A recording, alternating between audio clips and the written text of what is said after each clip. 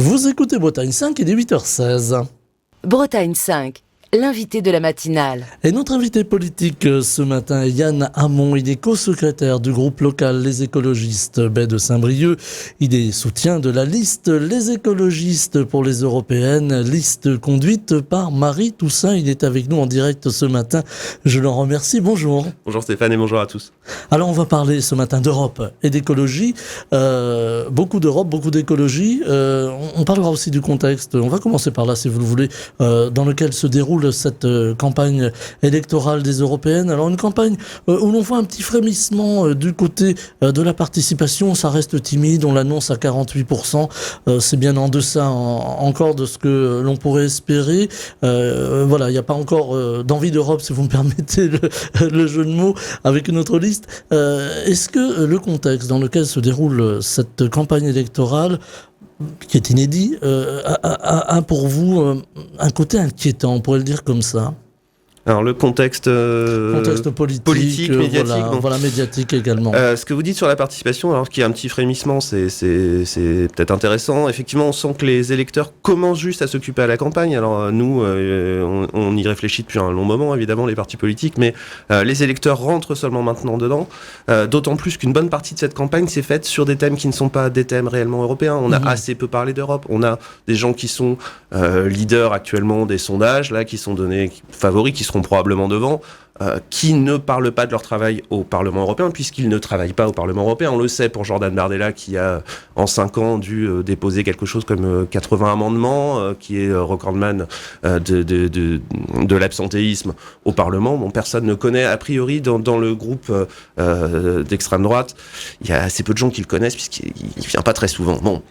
Et c'est ces gens-là qui ne parlent jamais d'Europe, finalement, qui n'ont pas vraiment de projet européen. On a pu le voir lors de ce débat assez curieux entre Attal et Bardella, où on voyait ce pauvre Bardella avoir beaucoup de mal à expliquer son histoire de double frontière. Alors, voilà ce qu'on propose comme projet, des doubles frontières. Marion Maréchal, alors, du coup, elle dit triple frontière. Bon, tout ça est assez déstabilisant, je pense, pour les électeurs qui savent l'importance de l'Europe pour nous, pour leur vie quotidienne, pour l'agriculture, pour la protection du climat, pour la protection de la biodiversité et de la santé, et qui se retrouvent avec une campagne où on a des espèces de duels qui préfigureraient un second tour catastrophique d'une éventuelle présidentielle, avec des choses qui nous parlent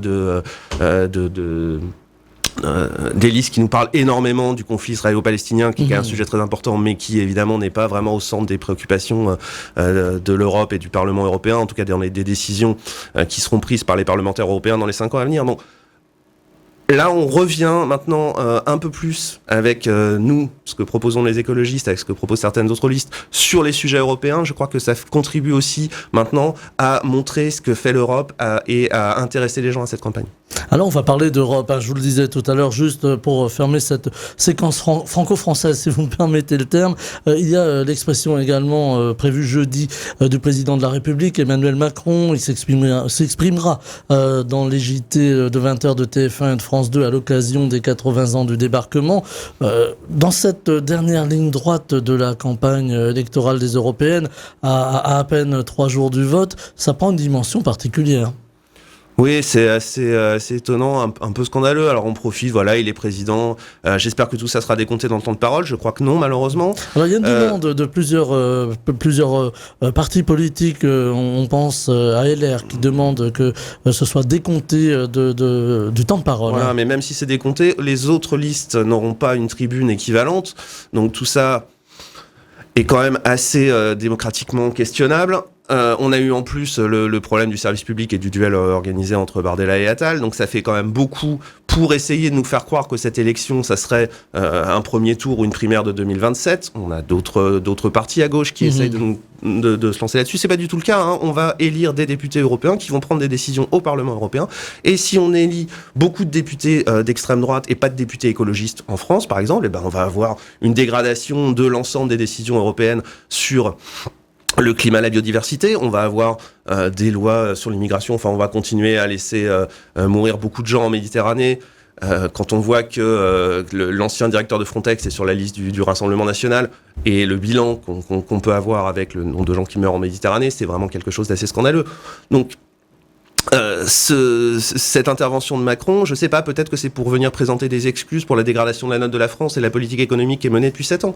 Si c'est ça, après tout, voilà, là c'est intéressant. Si c'est pour venir parler de l'importance de la paix en Europe et montrer que c'est lui le seul Européen, enfin franchement, de qui on se moque? Alors il y a peut-être aussi l'envie de contrer le Rassemblement national, hein, qui est donné à 34% dans plusieurs sondages, on va dire entre 32 et 34, hein, voilà, selon les instituts de sondage. C'est quelque chose, j'imagine, qui vous préoccupe? Oui, bien sûr, mais contrer le Rassemblement national, malheureusement, on sait bien que c'est pas Emmanuel Macron qui contre le Rassemblement national. Il s'en nourrit. Il a été élu 2 fois parce qu'il avait Marine Le Pen en face. Et on a bien vu avec sa dernière loi immigration que finalement, il reprenait pas mal des thèmes du Rassemblement national. Qui choisissait cette stratégie-là pour essayer de le contrer. C'est une stratégie qui est pas très efficace, hein, quand on voit le score de Bardella actuellement. On a cru, et moi j'ai appelé à voter, on n'avait pas vraiment le choix en fait, à voter Macron 2 fois pour les dernières présidentielles. On a espéré qu'il y aurait quand même un barrage contre les idées d'extrême droite. On constate que c'est pas un barrage, que c'est un marchepied. Voilà. Alors on va parler d'Europe, cette fois-ci, avec des propositions importantes. J'ai regardé un petit peu le programme, évidemment, parce que on a remarqué que, vous le disiez, hein, il y a beaucoup de réflexions autour de la politique franco-française. Alors moi, quelque chose a attiré mon œil dans votre programme, dans le programme que vous présentez, une Europe 100% renouvelable d'ici 2040.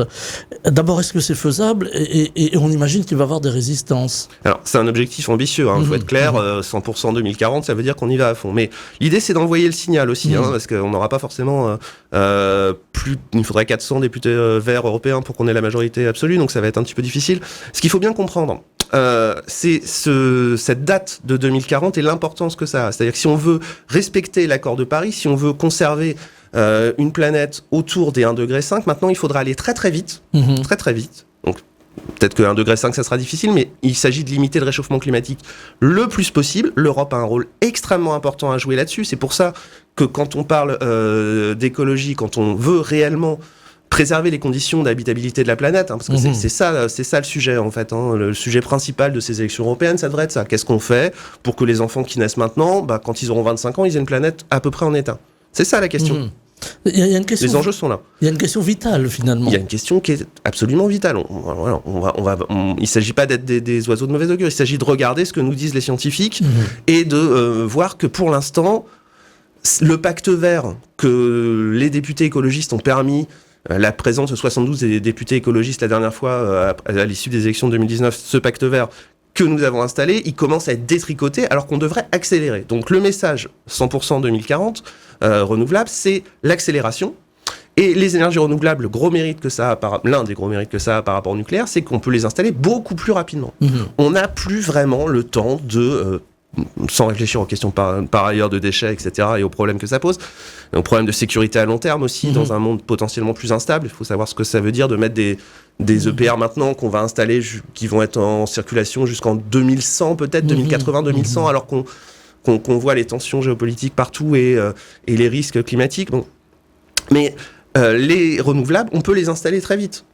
Voilà, si on baisse le taux, on peut mettre un champ d'éolien comme à Saint-Brieuc, c'est en gros l'équivalent d'un demi-réacteur nucléaire, un peu plus. Ça peut s'installer, on a mis 12 ans pour le faire, mais on pourrait l'installer en 6-7 ans si on réduit les temps administratifs. Ça va beaucoup plus vite, donc ça permet de tenir les objectifs de réduction du carbone. C'est ça l'importance. Alors, on entend beaucoup de voix aussi qui disent oui, mais alors l'éolien, il n'y a pas toujours de vent, ça fonctionne pas toujours, alors que le nucléaire, finalement, bien ça fonctionne 24/7. Oui, alors il y a toujours la question de l'intermittence, mais alors attention, ici il n'y a pas de vent à un endroit, c'est rare qu'il n'y ait pas de vent du tout partout en Europe, on ne met pas évidemment... Disais pas ça pour la Bretagne, on a quand même côté un peu vanté. En fait, voilà, ça aussi, c'est des choses qui sont un petit peu techniques, et on a des raccourcis, et on a des fake news qui sont donnés par les lobbies du gaz et du pétrole assez régulièrement sur ces sujets, donc c'est un petit peu long à expliquer, mais typiquement l'éolien offshore, c'est 80% du temps que ça produit de l'énergie, 80-90% du temps. Alors ça produit pas le maximum, que ça peut produire, mais ça produit presque en continu. En fait, les moments où les éoliennes sont complètement arrêtées sont assez rares. Donc évidemment, on dit toujours oui, mais c'est que 30% de rendement. Non, c'est que la puissance installée, on calcule que ça va donner, c'est une moyenne en fait. On sait que ça va pas donner le maximum. Sinon, ça serait pas d'ailleurs un demi-réacteur, mais ça serait un réacteur et demi, les éoliennes installées en baie de Saint-Brieuc. Donc, la question de l'intermittence, elle est importante, mais en variant les sources d'énergie renouvelable, en utilisant aussi de la biomasse, en utilisant aussi du solaire, en développant l'hydraulique évidemment, en utilisant le stockage notamment, ce qui va de plus en plus pouvoir se développer, c'est le stockage dans les batteries des véhicules au fur et à mesure que les véhicules électriques vont se développer. On a plein de solutions pour assurer la permanence du système. Alors justement, les véhicules électriques, on va en dire un mot tout à l'heure. Alors juste un mot sur les ressources. Ici, on a près de la baie de Saint-Brieuc, alors on va faire un peu plus local pour nos auditeurs qui nous écoutent un peu plus loin. Il y a un ancien barrage, le barrage du Pont-Roland, qui risque d'être détruit dans quelques années. C'est un petit barrage qui fournissait de l'énergie, mais alors aujourd'hui, personne n'en veut parce que ça coûte cher à entretenir. Est-ce que c'est une mauvaise idée de détruire par exemple ce type de barrage ? Là, il faut réfléchir à la continuité des signes écologiques quand même et voir ce qui est le plus important. Dans le cadre, c'est très variable. Ici, on parle d'un très petit barrage qui fournirait de l'électricité si on remettait tout en ordre pour à peine 2000 habitants, puisqu'on parlait des éoliennes en baie de Saint-Brieuc, c'est 800 000.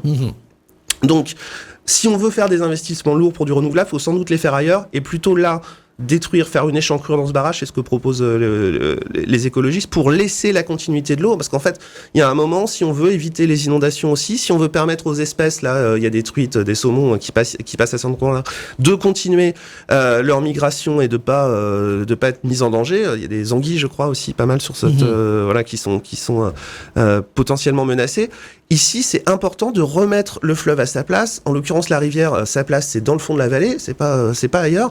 Donc, la destruction l'effacement du barrage, en tout cas, une échancrure peut-être, et laisser passer l'eau, éventuellement garder, si c'est possible, le patrimoine architectural. Il ne s'agit pas de dire qu'on va tout raser partout, mais on a plusieurs cas comme ça. On a un barrage aussi à la Flora, du côté de Pléneuf-Valandré, où on pense que c'est important de revenir aux méandres originaux des fleuves, et c'est aussi comme ça qu'on ralentit le cycle de l'eau, c'est aussi comme ça qu'on va peut-être diminuer un petit peu la pollution, même s'il y aurait d'autres choses à faire, et c'est des questions européennes pour le coup sur l'agriculture, autour des nitrates, etc. Donc la production d'énergie renouvelable, il faut voir là où c'est le plus efficace et là où ça a le moins d'impact. En l'occurrence, pour les Côtes-d'Armor, on a fait un gros effort déjà avec les éoliennes en baie de Saint-Brieuc. Je pense qu'on peut éviter de reconstruire des barrages qui fournissent assez peu par ailleurs. Voilà, je prenais ce cas emblématique justement pour avoir votre éclairage là-dessus. Les voitures électriques, alors aujourd'hui c'est pareil, il y a une grande polémique, on veut arrêter les moteurs thermiques en 2035, en tout cas la fabrication des moteurs thermiques pour encore rouler avec alors j'allais presque dire nos vieilles voitures à ce moment-là, mais là aussi est-ce que c'est une fausse bonne idée parce qu'on parle aussi de la pollution des batteries et il y a aussi la question où sont extraites les terres rares. On a ces exemples en Chine ou dans certains pays où on fait travailler des personnes qui sont détenues ou des enfants. Est-ce que là aussi il faut qu'il y ait une démarche globale autour j'allais pas se dire de l'humanisation de la fabrication de ces batteries, savoir comment elles sont fabriquées? Est-ce que là aussi il y a quelque chose de déontologique à avoir au-delà de la pollution? Alors voilà, c'est beaucoup de sujets. Voilà, c'est un vaste sujet. Ouais, alors il y a trois éléments de réponse. Un, pourquoi on parle de passer aux voitures électriques en 2035 ? C'est pas pour s'amuser, c'est parce que en termes de climat, la voiture individuelle et les émissions des transports, c'est quelque chose comme 30% de l'ensemble des émissions. La voiture individuelle seule, c'est plus de 15%. Et le passage du thermique à l'électrique permet de diviser en gros par 2,5, 3, ça dépend d'où la source d'électricité, je vous passe les chiffres, mais ce que ne savent pas les gens, ce que ne disent pas assez en fait finalement les défenseurs de la voiture électrique, même si nous, je vais y venir, on n'est pas forcément défenseurs de la voiture électrique, mais les défenseurs de la voiture électrique devraient rappeler qu'un moteur électrique, en fait, ça a un rendement à peu près 3 fois supérieur à un moteur thermique. C'est-à-dire que quand vous utilisez une voiture électrique, pour faire le même nombre de kilomètres, vous utilisez 3 fois moins d'énergie pour la même puissance. C'est ça à la base. C'est ça qui n'est pas toujours bien compris. Et ensuite, on cherche des comparaisons pour dire que c'est aussi polluant, voire plus polluant de faire de l'électrique. Et on rentre dans ce que vous avez dit sur les terres rares. Il y a assez peu de terres rares, voire pas de terres rares dans les batteries électriques. Il faudrait voir, mais c'est quelque chose qui est un petit peu exagéré. Il y a surtout du lithium et du cobalt. La fameuse histoire des enfants dans les mines, qui est essentiellement une fake news. C'est-à-dire ça, c'est quelque chose qui est vendu par les lobbies du pétrole et les lobbies du gaz, les lobbies du thermique, pour dire regardez, c'est absolument dégueulasse, les défenseurs de la voiture électrique vous vendent quelque chose qui est produit par des enfants. En fait, ça concerne quelque chose comme 3 ou 4% de la production de cobalt faite dans des mines illégales au Congo. Donc là, c'est le problème du Congo qui doit essayer de restructurer sa filière et le problème du manque de développement, parce que les parents qui envoient leurs enfants travailler dans des petites mines, c'est même pas vraiment des mines, c'est plutôt des trous, ouais, c'est ça, des trous très familiaux où les enfants grattent la terre. C'est pas du tout comme ça que les gros industriels produisent le cobalt. Il faut pas du tout croire ça. Hein. C'est par contre dans des conditions environnementales pénible, parce que le travail minier, là, c'est évident, l'extraction minière, c'est toujours polluant. Par contre, l'exploitation des enfants, c'est pas lié à la voiture électrique, c'est un autre problème, en fait. Pour ça, je voulais vous entendre là-dessus, parce que c'est vrai qu'on voit cette information prendre un peu d'ampleur, de volume depuis quelques mois, depuis d'ailleurs, étonnamment, le lancement de la campagne. Bah oui, mais ça, c'est de la désinformation, voilà, ça, c'est les lobbies du pétrole. Quelques puissances étrangères qui s'appuient beaucoup sur le pétrole, par exemple la Russie, qui diffusent ce genre de choses. Et puis, c'est relayé assez facilement par l'extrême droite. Jordan Bardella nous explique que, non, les voitures électriques en 2035, c'est pas possible. Pourquoi il fait ça ? Parce que les gens, étant un petit peu rétifs au changement, on voit qu'en ce moment, quand on rentre dans le dur, dans l'écologie, ça peut provoquer des tensions. On a des débats sur BFM où on nous explique le thème du débat, c'est écologie, l'Europe va-t-elle trop loin ? Alors évidemment, si on commence à poser le débat comme ça, alors qu'on est en retard sur à peu près tous les objectifs, c'est pas qu'on va trop loin, c'est qu'on va évidemment trop lentement. Ça serait assez facile scientifiquement à démontrer si on se base sur des faits, sur des projections, sur l'état à la fois du climat, de la biodiversité, des sols, de la qualité de l'eau, des cancers pédiatriques. On verrait qu'on a un certain nombre de problèmes environnementaux quand même sur lesquels il faudrait qu'on accélère. Et au contraire, on vous dit non, on va trop vite, c'est trop dur. La voiture électrique, et là encore, il va falloir quand même que j'explique que moi, je suis pas pour qu'on refasse 40 millions de voitures électriques, donc il va falloir que j'arrive à cet endroit-là quand même, parce que le but, c'est d'abord de faire de la sobriété. Le transport collectif, finalement. Du transport collectif, à plein d'endroits, il faut privilégier plutôt les solutions de mobilité active. Donc, il y a tout un tas de centres-villes dont on va faire sortir les voitures. Donc, l'idée, pour atteindre nos objectifs climatiques, en gros, il faut diviser par 5 ou 6 notre 5 ou 6 notre production, nos émissions de CO2 liées au transport. Ça veut dire qu'on peut le faire 2,5 ou 3 en utilisant des voitures électriques plutôt que des thermiques. Il faut encore diviser le nombre de voitures à peu près par 2. Donc, on devrait avoir ces deux objectifs comme ça en parallèle.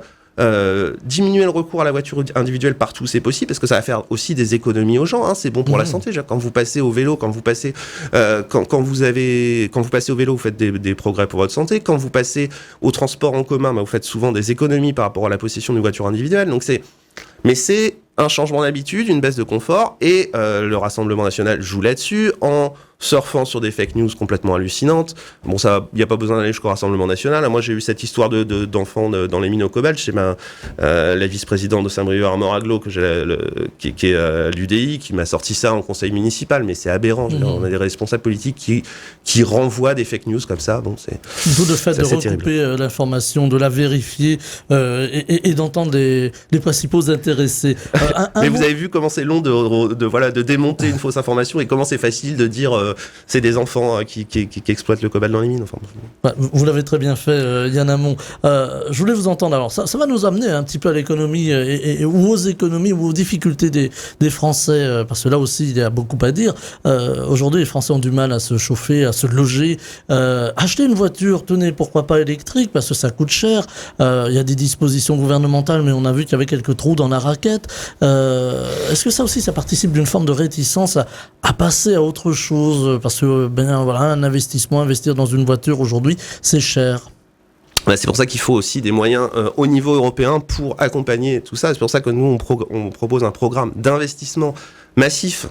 On n'est pas dans une période où on devrait être fixé, aller vers le pacte d'austérité là que nous ressortent les sociodémocrates et les conservateurs. On doit massivement investir dans la transition écologique. C'est un investissement qui sera rentable. Il faut faire sauter le verrou des 3% finalement au niveau de l'Europe.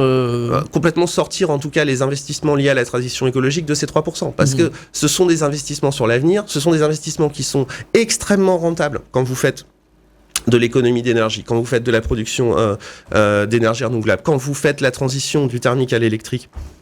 Dans le transport, c'est extrêmement rentable à terme. Simplement, l'investissement de départ est pénible, donc il faut est un peu lourd. Donc, une voiture électrique, typiquement, c'est plus cher à l'achat, mais très rapidement, sur le cycle de vie, ça coûte moins cher que l'équivalent en thermique.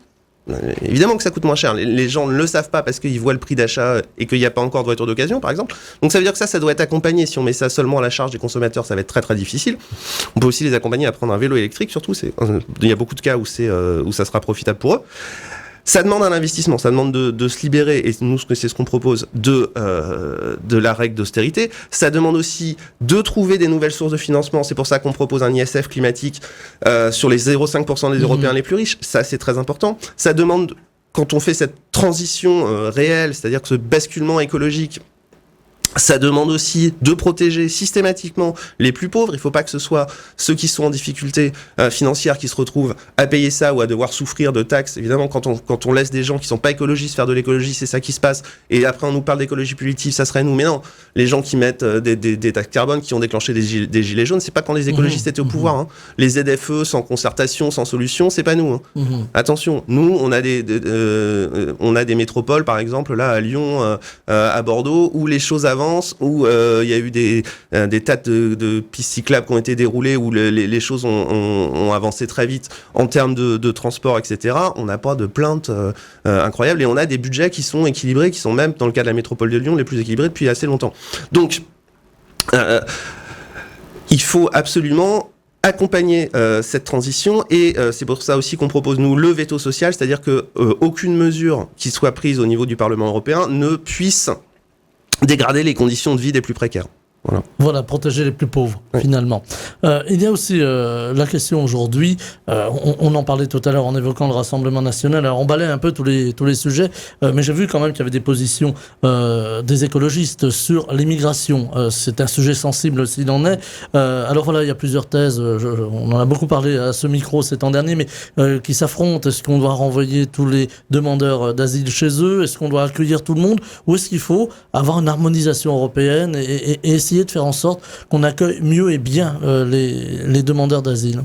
Bon, déjà, l'accueil des demandeurs d'asile, c'est quand même une fierté normalement de la France et de l'Europe, de ne pas laisser mourir les gens qui sont poursuivis, qui ont des guerres chez eux. Enfin, l'asile politique, c'est quelque chose qui fait aussi la grandeur de la France et de l'Europe normalement. Donc laisser des migrants mourir en Méditerranée, on devrait tous être scandalisés. Je constate que pour certains, il n'y a pas beaucoup d'émotions là-dessus. C'est un carnage aussi, et évidemment que on doit faire notre part dans l'accueil des gens qui peuvent plus vivre chez eux pour des raisons politiques. C'est une évidence. Bon. Ensuite, dire qu'on va accueillir tout le monde, les mesures phares à prendre finalement, faut très vite régulariser ceux qui sont sur place, ceux qui sont arrivés. Faut aussi faire évoluer les mentalités, parce qu'on a des pays en Europe, sur les 27 pays, qui sont pas d'accord finalement. On pense à la Hongrie pour accueillir des demandeurs d'asile, des migrants. Là aussi, il faut un peu, forcer j'allais presque dire tordre les décisions.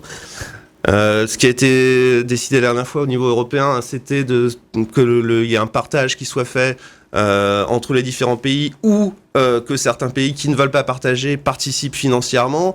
Ça peut être quelque chose au moins temporairement d'utile. On peut pas toucher non plus complètement braquer. Bah oui, mais il faut que tout le monde participe à l'effort, évidemment, parce que l'effort d'accueil, il doit être réparti. Il ne s'agit pas qu'il y ait un seul pays. Je précise au passage que contrairement à ce qui est ressassé par l'extrême droite, c'est pas forcément la France qui accueille le plus. On n'a pas des chiffres d'immigration. C'est faux. Il n'y a pas une explosion migratoire.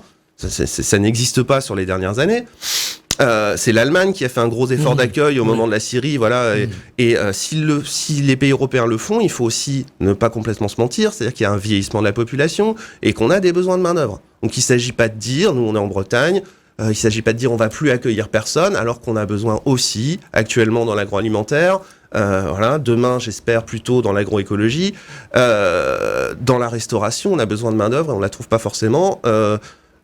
On a aussi besoin de médecins, d'infirmières, on voit qu'on n'en a pas formé assez et on en recrute. Et je pense que ces emplois-là, on est aussi content d'avoir des gens qui viennent sur notre territoire pour travailler, pour participer à la richesse nationale, pour remplir les collèges et les écoles en milieu rural, pour participer au financement de nos retraites. Il faut aussi dire ça. Et ensuite, si on veut éviter de se retrouver dans une situation, parce que je comprends les craintes de débordement d'une migration qui serait incontrôlée, et ben préservons. Grand remplacement, on a entendu le mot. Non, mais ça, c'est ça, je vais pas commenter ça parce que c'est abject. Mais si on veut éviter d'avoir un problème de déferlement de migrants et de réfugiés climatiques, et ben commençons par nous occuper des conditions d'habitabilité de la planète. Bon sang, il fait 50 degrés en Inde. Il fait 50 degrés en Inde actuellement. En Afrique, on va avoir des territoires où ça devient de plus en plus difficile. Donc, les gens qui favorisent le chaos climatique, pour ne pas le nommer dans l'ordre, Reconquête, le RN et les macronistes, ce sont, j'ai oublié Bellamy, mais qui lui aussi se bat contre le pacte vert et explique qu'il faut revenir en arrière sur les voitures électriques, etc. Ces gens-là favorisent l'immigration à long terme. Il faut bien comprendre ça, hein. Si vous n'avez pas une politique sérieuse sur le climat, là, pour le coup, on aura des réfugiés climatiques et on peut mettre tous les barbelés et les murs qu'on veut. Si les gens ne peuvent pas vivre chez eux, ils viendront à un moment. Donc, voilà. Si on veut que les gens puissent rester le plus possible, vivre chez eux dans des bonnes conditions, protégeons les pays du Sud, accompagnons-les et protégeons-les des conséquences de notre pollution à nous, parce que c'est ça, globalement, et réduisons notre impact carbone. Voilà. Il nous reste 3 petites minutes. Je voulais vous entendre aussi sur cette Europe chahutée par la guerre en Ukraine. Vladimir Poutine qui continue à attaquer l'Ukraine. Fallait-il livrer des armes? Fallait-il ne pas livrer des armes? Faut-il finalement aller sur le terrain comme le préconise le président de la République? On a lu, parfois même dans la presse, j'allais dire le spectre d'une autre guerre mondiale alors qu'on commémore les 80 ans dans quelques jours de débarquement. Est-ce que ça aussi c'est une source d'inquiétude? Est-ce qu'il faut, j'allais presque dire, blinder l'Europe pour ne pas être agressée?